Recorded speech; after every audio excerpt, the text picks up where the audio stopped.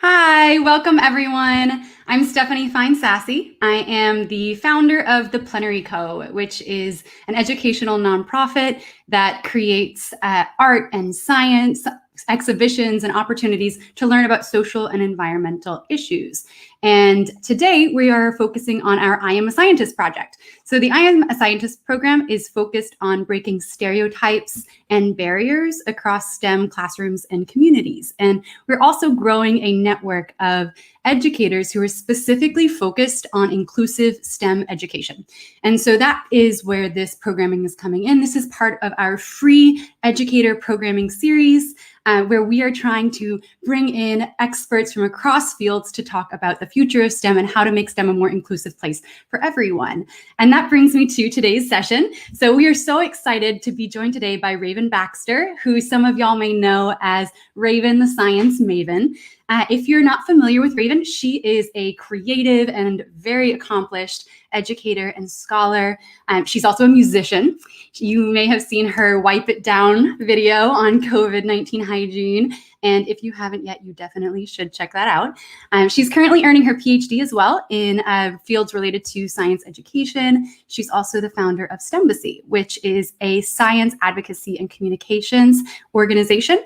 And she's just an all-around incredible science communicator and advocate who was recently named to Forbes 40 Under 40 list. So without further ado, I am going to welcome Raven. Hi, Raven. How are you? Hi, Stephanie. Thanks for having me. I'm doing great. How are you? Oh, I'm doing so well. It's so good to have you. Thank you for being here. So I wanted to jump in first by, I just gave an introduction that had a list of so many different things that you work on and things that you focus on and the ways that you use your talent and energy. And that's a lot of hats to wear. And so you're also a molecular biologist, which I don't think I actually mentioned in the intro. So with all of these hats that you wear, I'd love to hear a little bit about how you got to where you are and how those seemingly different worlds have informed and even shaped each other along the way. Great question. So I think that the way that I've gotten here is really just by following my gut instinct and not being afraid of trying things, and then more importantly, not being afraid of failing at things. When I was a kid, I knew I liked science. Science was my thing. It was my jam, right? But I loved learning about the atmosphere. I loved learning about space. So I ended up going to space camp. At space camp, I found out I'm afraid of heights. Oh my God, Oh no. right? I can't be an astronaut. So, but that was fine because at least I knew that that career choice wasn't for me. But then I said, I want to try something more closer to Earth. And I learned about environmental science. And I actually went to a college to begin with that specifically specializes in environmental science. It's SUNY ESF. And I loved it, but there were just so many things to learn about. I eventually turned my sights towards genetics and molecular biology and never really came out of that rabbit hole. And then even within that field, I kind of had to figure out what kind of scientist, did I want to be? And not like what type of science did I want to study, but do I want to be a scientist that works in a lab? Do I want to be a scientist that can engage with people regularly? Do I want to teach? Do I want to supervise? What do I want to do? Do I want to write? There's a lot of ways to be a scientist. And ultimately, I found that I really wanted to give back to the community and be visible. And so although I did begin as a corporate molecular scientist doing drug discovery and cancer research, I eventually transitioned into a position that was in education.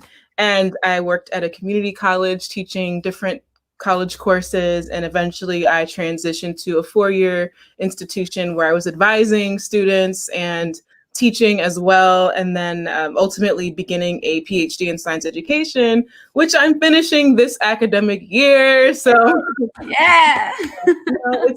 it's a not a straight path, but it's a path where I learned a lot about myself and what I'm interested in, and had many experiences that I can use to guide other people that are interested in pursuing different career fields. Mm-hmm. That's awesome. I love it. You're like, okay, so I thought about all the options and I decided to do them all. Like, Yeah, seriously. I mean, yes, I love it. Well, and you've written a little bit about how you knew even when you were a kid that you were interested in doing science and going to space camp, which I'm very jealous. I always wanted to go to space camp, never went. they have programs for adults. I'm gonna have to email you for those links later. But one thing that I saw you wrote was that you, to paraphrase, that you felt like as long as you could do the science, you could stay in the science. Mm-hmm. That you felt like that up until you got to the corporate research world and then eventually the academic research world, and you were faced with more overt racism in the workplace. Mm-hmm. And I think that that's something that a lot of people go through still in science. And I'm curious, so obviously if work needs to be done by the people who hold power in those spaces to change that culture, but I'm curious, given your experience, what, if any, role do you feel like educators can play? A lot of organizations and individuals, like us included, are doing this work to try and encourage students from across backgrounds, in particular those that have been underrepresented in STEM, mm-hmm. to engage with STEM and into STEM careers. But of course, STEM's not always a welcoming place. So what, if any, role do you think educators should play in preparing students for the realities of racism and sexism and other forms of prejudice that they may face in these fields? Wow. Yeah. It's something I think about a lot, right? And one of the reasons why I left corporate and went into academia was because I felt this duty to instill this sense of belonging in generations of scientists coming in mm-hmm. after me, right? And a responsibility to help plant seeds for a new and rethought culture for mm-hmm. STEM. And so I guess I'll say for me as a student, I never really had negative experiences, even though I went to predominantly white institutions where I was a marginalized population, and I didn't really have mentors that looked like me. They were all white men. I was never treated like I didn't belong, and the people around me really did do a great job in making me feel welcome, and that I never really was treated different, right? Mm-hmm. And I think that one of the best things that people have done, educators that I've interacted with as a student, have been not only mentoring me, but also sponsoring me. And I learned this recently. I organized a week-long, basically a conference event for Black science communicators. And our keynote speaker spoke on the difference between mentorship and sponsorship, mm-hmm. where mentorship is really kind of serving like as an advisor and that giving advice role, but a sponsor is somebody who deliberately positions themselves mm-hmm. in a way that kind of distributes some of their power onto your plate. Mm-hmm. So, for example, like, an advisor will help you select classes, or a mentor will help you, talk about your career, but a sponsor will invite you to the gala, right? Where all the scientists are going to talk about their research so that you can make connections and network there, or bring you around people that they know will have positive impacts on your trajectory as a scientist, and really investing their privilege and power into you with the intentions of uplifting you and getting you to a place that you might have difficulty accessing because of societal barriers, right? And so I'm fortunate to have had people like that in my life who have invested in me in that way. And I think it's really important that people kind of realize, like, okay, I might not be able to relate to this student because we might not share a lot of common experiences, but I do recognize I'm in a position of power and privilege, and like I can at least help this student in some way and help them get into a trajectory that is the one that they want for their careers. I think a lot of people kind of stop and get very overwhelmed with like, I'm so different from my students. We're not even in really the same like ethnic group or cultural group. How can I relate? I think that sponsoring is a really good way to contribute and close this gap in access to STEM, and ultimately create a culture that's more equitable and more hospitable, hopefully, to minorities. I mean, that's not the answer. That's not the full answer to the question, but it's certainly a way for educators to kind of take a step in the direction if they're not really sure what to look at first. Mm-hmm. Oh, that's a great answer. I've never heard that distinction. I'm really happy you shared that. Thank you. Yeah, and it you was powerful for me too. What's that? It was powerful for me too. I thought about, who can I sponsor, right? Absolutely. That's a very interesting distinction. I like that a lot. So speaking of being relatable, you were saying, okay, how can I relate to this person, or what students may you feel more comfortable relating to or prepared to relate to in different ways? There's so many facets that you can relate to someone on: personality and religions, gender, interests, all sorts of different passions, all sorts of different things. And you use the word relatable to describe your approach in your work a lot. And so I'm curious how you define relatable. What does that mean for you? And what's your personal approach to making relatable content? And one thing I'm really interested in is, how does the content that you produce differ from the content that you grew up with? Great. So relatable for me is making yourself available for connections, identity connections, actually. So in science, we have a culture of kind of keeping ourselves very compartmentalized, and that's for several reasons historically. But traditionally, scientists don't really share that much about themselves, right? Everything's very laser focused in on the science itself, which is great. We all love science, but there have been numerous studies connecting learning outcomes to a student's sense of relatability with their instructor, and the more that a student feels like they can relate to whoever's delivering this information, they'll learn better, right? We have studies that really show that. So in order for people to relate with you, they have to know things about you. And so the ways that I feel like I'm relatable is that I tell people about my life, right?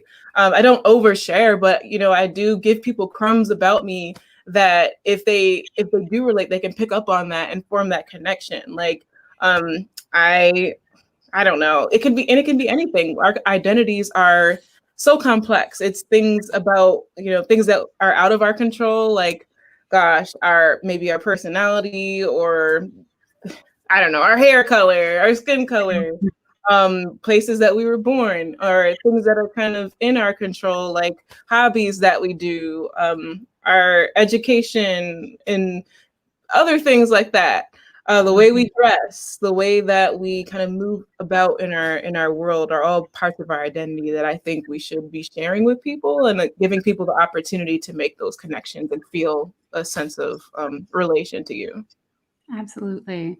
And so do you feel like you had that type of content growing up, or do you feel like that's part of why you're so focused on building relatable content is because you didn't have that growing up? I think that as far as science content goes, yeah, I do feel like I do feel like I've seen scientists try to be relatable. I mean, Bill Nye was super cool. We didn't know much about his personal life, but like, he had a great personality, has a great personality. I really liked Steve Irwin.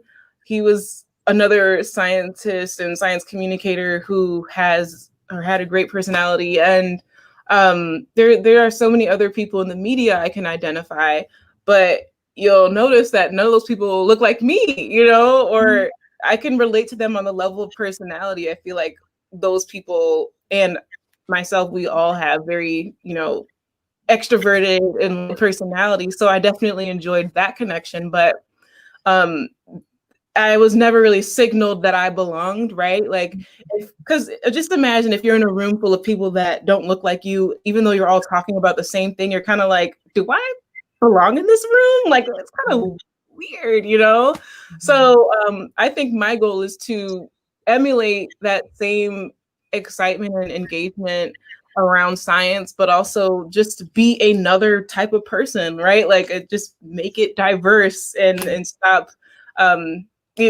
trying to break this narrative that science is only for one type of person, when the reality is for many types of people like science and enjoy talking about it. Absolutely. And not just like it, science is better off for it too, for having all sorts of different types of people and ideas and ways of thinking at the table. And so another term I've seen you use to describe your approach to STEM ed and STEM communication is cultural awareness. And given that this series is particularly focused on educators, I'm curious what you think of when you think of a culturally aware STEM classroom or learning environment versus one that isn't. Yeah, it's a culturally aware, or like even a culturally responsive learning environment is one that infuses, if we're talking about science, one that infuses science into the culture, like, and not one that infuses culture into the classroom, if that makes sense. I don't know if I said that right, but basically I like to kind of go on Chris Emdin's his framework of reality pedagogy. He's another education scholar, and basically that is taking into account the realities of your students and the people that you're teaching, and basing all of your teaching practices on your students' realities. There's a lot of examples I could give to what that means. I don't want to be too long-winded, but that's my approach. And so, like, in any learning space that I come into, it's almost always personalized. And before I even start teaching, I always get to know my students so that I know who I'm talking to, what their needs are, what their experiences are. And so that's really important to me. I would love to hear some examples. Are there any that come to mind for you of like, that was a great example of when someone did that well? So let's take into account when Juice WRLD passed away. Juice WRLD is a rapper, and he passed away from a drug overdose. I believe this happened, if not earlier this year, then late last year. But he was traveling on an airplane with his entourage, a private jet, and he snuck drugs into his mouth or something because he had gotten word that the police were notified that he was smuggling drugs on the plane. So he hurried up and took a bunch of pills and stuffed it in his mouth. And in an attempt to, we think, hide the pills, but he accidentally overdosed as a result and passed away. So that was very traumatic for my students. For the past year, I've taught at a high school. I was a chemistry teacher. That's a long story. But I was teaching chemistry at a STEM-focused charter school, and my students were very impacted by that. And so for the entire day, they were sad, right? I could see the entire mood of the school was kind of just like, dang. One of their favorite artists had passed away, and I got my students, like, I didn't teach until the end of the day, but my students came into my classroom at the end of that day when they had learned the news, and they just started crying, just breaking down into tears. And come to find out, they weren't allowed to talk about passing the entire day because the other teachers didn't want to talk about drug use. They didn't want to talk about, that rap culture or drug culture, or anything like that. They were afraid to touch on those topics. But the reality for our students is that not only are they familiar with drug use and understand what that is, but some of the people that they actually look up to engage in that, right? And that's the reality. That's not something that is in our control. We can't control other people's lived truths, right? But teachers were not letting our students talk about this, kind of like, so once I understood what was happening with our students, I actually turned that conversation of what happened with Juice WRLD into a chemistry lesson. Because right. And it was really easy, right? Like we talked about why he did what he did. First we had to get past drugs are bad. Do not do what he did. This was stupid and very preventable.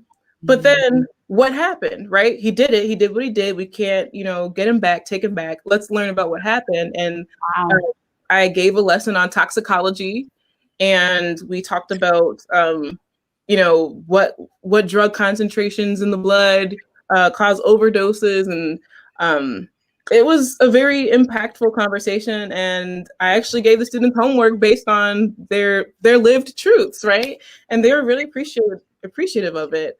But like just the simple fact that they weren't allowed to even express, that pain and emotion, when it ultimately could have been turned into a learning opportunity for the students is a huge problem, and a big reason why we have to have teachers that have training in culturally responsive teaching and pedagogy.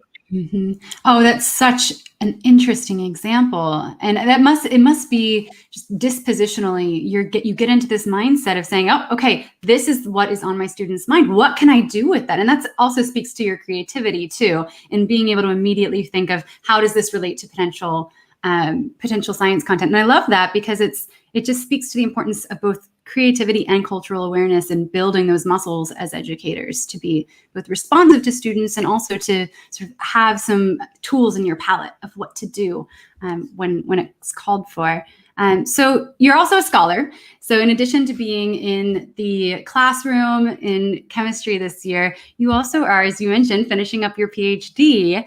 And I know from in my experience, so my background's in neuroscience, and the way I saw the world when I was interested in neuroscience versus when I started to study it in the lab, it changed dramatically. So I'm curious, when you started to study and focus on your PhD studies in science education, how did that change or shape the way you think about classroom teaching, if at all? Oh, so many things to unpack here. First, I will say that making that transition from being a hard sciences thinker to a more social sciences and education thinker was so difficult. I mean, I think we have our intuition. We understand kind of by common sense. Most of us do what's good to do in the classroom and what's not good to do. But like to understand the actual science of learning was incredible. And then all of the learning theories that back the research that has been done on best practices in education are incredible, right? There's so much to learn, and I think a lot of people take that for granted when they hear that people are studying education.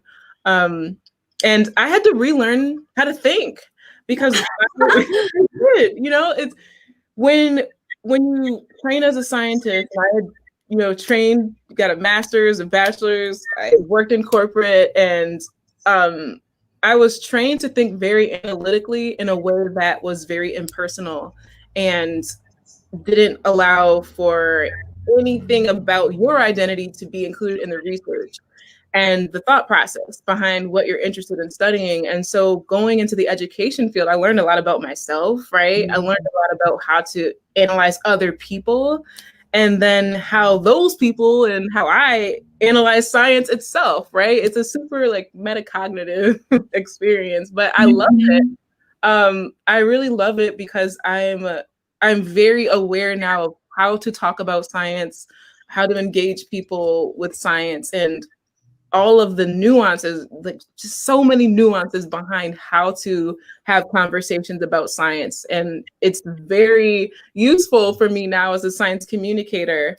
But yeah, I mean, there's so much to unpack about that switch, right? And I feel like everyone should have that opportunity to exercise this other part of our brain as scientists that we don't really get to use. It's very powerful, I feel. Absolutely. And is there anything that comes to mind specifically? You're saying there's all these different ways that you think of, like, there's a good nugget that I can use. Any specific ones that come to mind for you that you think the educators listening might be able to benefit from? I think that for me, I benefited from understanding and like reading and learning about how other countries educate and how other cultures understand science.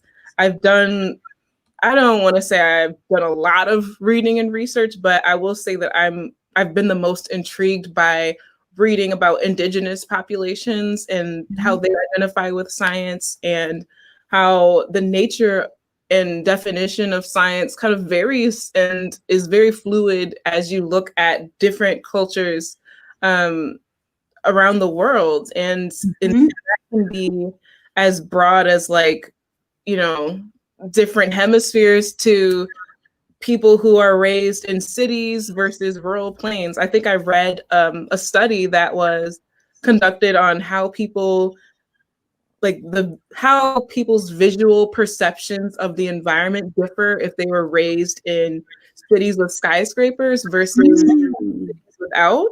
And it turns out that students who are raised in flat plains have trouble like analyzing tall vertical shapes. Like it's so learning is impacted by so many things, and it's impacted by where you're brought up, your culture, your identity, and there's just a magnitude of intersections to understand to really make your teaching effective. You know, that reminds me too of the way that we design tests, and how tests, the design themselves and the way that you ask questions can be experienced and interpreted very differently by different students, depending on the communities and the environments that they grow up in. So I think that's a great point.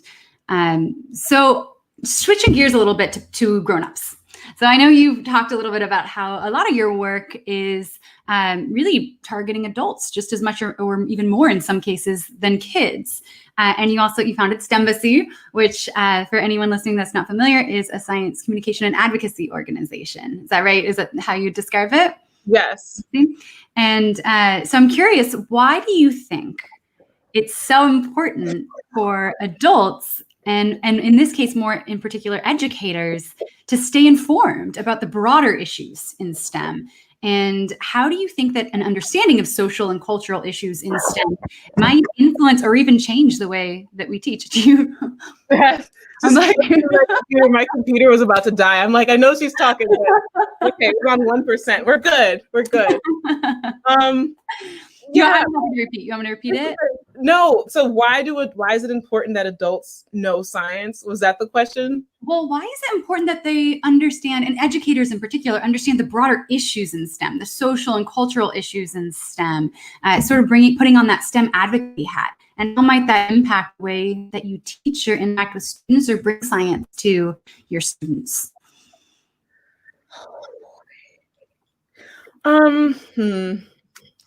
That's a big question.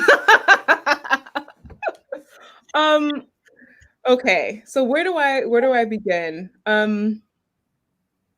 So let me just start with why I think it's important that adults, first of all, I think in order for adults to be effective in their science teaching and instilling these important values in our students, they really have to embody them themselves. I mean, in order to create culturally competent students that love and can share and appreciate science, you have to be that, right? You have to be the change and the example that you want to see in the world. So as far as what I do, I invest a lot of my time in teaching adults that and teaching and modeling that for other adults, especially online. But I also do that in person, how to be a culturally competent science educator, right? And teaching other people how to talk about science and how to talk about science with people who have differing worldviews than you. It's very important. And so my hope is that those examples have a trickle-down effect and that people do kind of emulate what I'm trying to show them in the classroom. And then hopefully we can bring about generations of scientists that are more ready and willing to understand their power in the world and really get science to where it needs to be. Hopefully we'll be able to do that with this generation, what we're doing right now. And but I'm hoping that it can continue, this energy can continue for future generations as well. That's such a good transition into the next question about the future and where you want to see STEM education go. So if we imagine that we gave you all of the money and resources in the world and you're in charge, And how would you like to see STEM education change? What is your sort of vision for the ideal future of STEM education? Just a question. Many things. I'll start with something that I'm working on right now. I've recently started an initiative called Science Haven.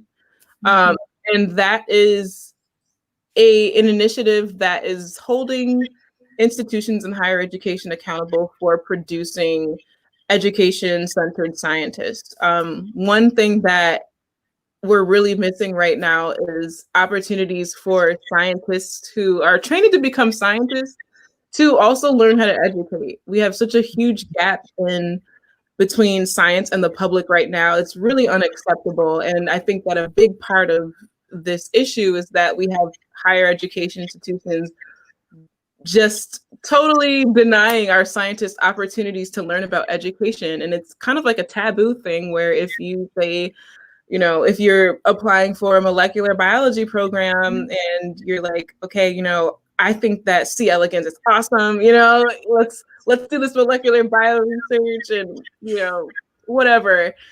But then you say, I also want to like learn how to teach.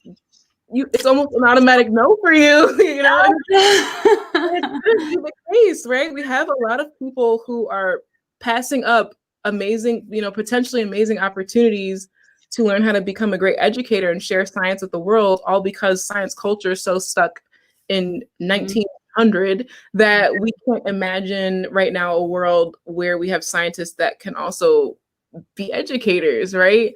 And often we either lose those scientists to science education programs, hello, or you get right, or you get scientists that just continue on, you know, the traditional science pathway of just getting science degree after science degree without having opportunities to harness that skill in education. And we're just totally missing the mark. We can do better. So I'm calling for higher education institutions to commit to either forming interdisciplinary initiatives between their science departments and their education departments, or sending their faculty to get science communication training, or hiring faculty that are they're science faculty, but they have education specialties. So, you know, that could be somebody like me who has multiple degrees in biology, but also has a terminal degree in education. So I can both teach college level, university level science courses, but I'm also an education expert and can lend a hand in teaching other people in the department how to teach and training other faculty members. So that's an initiative that I am currently working on. That's a big change that I would love to see. That's doable, but it's going to take a lot of people like rallying behind that because it's a big change. It's a big step for higher education. And then for K-12 education, I think that, man, there's a lot that can be done, major improvements, but I think that we need to compensate our teachers more. They definitely work very hard and they deserve better pay, hands down. Teachers need to be compensated more, and I think that would fix a good chunk of the issues that I have with K-12 education. But, you know, in addition to that, just making sure that every teacher is culturally competent and understands culturally responsive teaching, and also has the support from their administration, the school, to be creative and try new things and break the mold of what's been traditionally done in primary and secondary education. So yeah, in a nutshell, that's my beef with education right now. That's such a good point, especially when you're talking about higher education. That resonates so much. As someone who was in the neuroscience world, I remember being told by mentors that I needed to cut off all of that education stuff because it made me seem too well-rounded for a PhD program. And I was like, Yeah. And so it's such a good point. It is. There's these silos. And like you said, there's a history there. There's a reason why some of those were put up in the first place, but it's become such a huge problem. I remember when I was working in a lab in neuroscience, I was also working in an education school at the same time. And I was working with two PIs who were focused on the same questions, one through the education lens, one through the neuroscience lens, and they didn't know each other existed on the same campus. Like, how do we let that happen? Anyway, so I completely agree with you. I am so here for Science Haven. Yes. Very important work. It's going to be very aggressive. It's going to be a very aggressive thing because the time is now. I mean, look at what's happening in our country. We have all of these things, attacks on science occurring, and really could have been prevented, a little bit. It could have been curved if we had more scientists in the public space and people like ready and prepared to just jump in the fire and say, hey, let me teach you about what's actually happening. Don't be afraid. Here's the information. I've done the research. This is research from my lab. Let me tell you about it. Like, that needs to be a norm. Absolutely. And can you tell us a little bit more about STEMbacy too? Yeah. So STEMbacy kind of goes along that same model of getting scientists out into the community and engaging with the public. And STEMbacy does that in a digital space. STEMbacy is a weekly live talk show, and I am joined by 4 other amazing powerhouse women in STEM, and we bring on a guest every week who is also a person in STEM and somebody that is also engaged in like social movements and activisms around the STEM field. So we have a lot of fun. Like we are like a serious thing. We play games. We talk about hot topics, current events, like our STEM stories. We crack jokes. We have a lot of fun, and it's all live. And the viewers get a chance to come and ask questions of the scientists, and it's meant to get scientists out there and become relatable, right? By telling their stories, and hopefully anybody listening could grab a little nugget and say, hey, I engage with a scientist on the internet, and she's just like me, and like I can follow her online and get my science information and really feel like I'm in the loop because I found somebody that I clicked with who understands and can talk about science. And so that's the purpose of STEMbacy. That's so important. We always hear people talking about some of these studies that show, you were talking about relatability earlier. If most people can't name a scientist outside of the people that they know in pop culture. And it's so important. It's so valuable to make yourself accessible and be part of a conversation, especially when you're opening it up for it to be bi-directional like that. So I love that y'all are doing that. So to bring it around back to the educators watching, I'd love to wrap it up with a question we like to leave on for practical recommendations. So 3 practical recommendations for the educators watching. 1, what is something that they should start doing now in their classroom or community? 2, what is one resource that they should check out? And 3, what is one thing that you think they should reflect on? So part 1, something they can start doing now in their classroom or community. Something you can start doing now. Oh boy.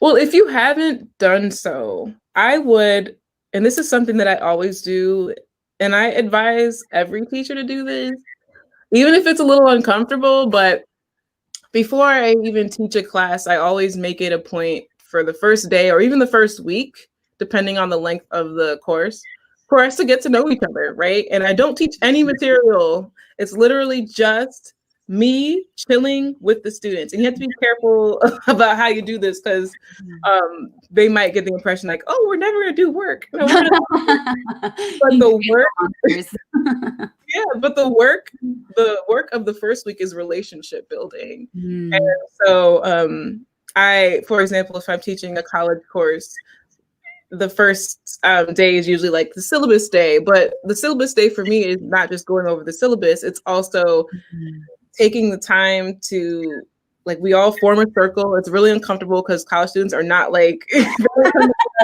all like personal like that. You know, they want to get in and get out. But so we all form a circle and we talk about ourselves and like how our day is going and things about ourselves that we want other people to know, or why we're taking the class and things like that. And I make it a point for each student to connect with them and say, oh, you know, like find a point within my identity to relate to that student. Even if it's kind of like far-fetched. Like some students like, oh, I like hockey. I'm like, oh, I went to a hockey game once. I went to a hockey game once. Right? But it's something, right? It's something. That would be me, guilty. Right? Same. But like I do make it a strong point in every learning environment to get to know the people first. So if you're not doing that with your students, do that. It's not too late. But I think the best thing to do is to do that first before you start teaching. But if you haven't done it and it's the middle of the school year, just do it now anyways, so you can at least try to form those bonds at some point. That's right. And how about one resource they can check out? Resource they can check out. Depends. Feel free to say your own YouTube page, by the way, because it's awesome. Well, I'll go for that then. That's my YouTube channel is pretty cool. I think maybe one of the best things about my channel is that I talk about science in terms of a conversation. So it's not really like a lot of these other videos. They're just people explaining and like shouting information at you, and it's jam-packed with information, which is awesome. But it's kind of just being, you know, blurted at you, maybe with some cool animations. But I make it a point. I do it right in this chair. You know, it's me in this chair. Talking to the camera and having a conversation with you. And that's probably what sets my content differently from other people's content.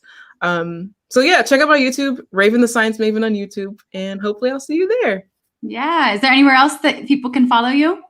Yeah, I am on Twitter at Raven Sci Maven. I'm on Instagram at Raven the Science Maven. I'm on Facebook at Raven the Science Maven, and my website is at scimaven.com. And then you can also find my music on Spotify, pretty much every major music platform out there as well, if you're interested in that. Awesome. All right, and last question here. One thing they should reflect on. Oh boy.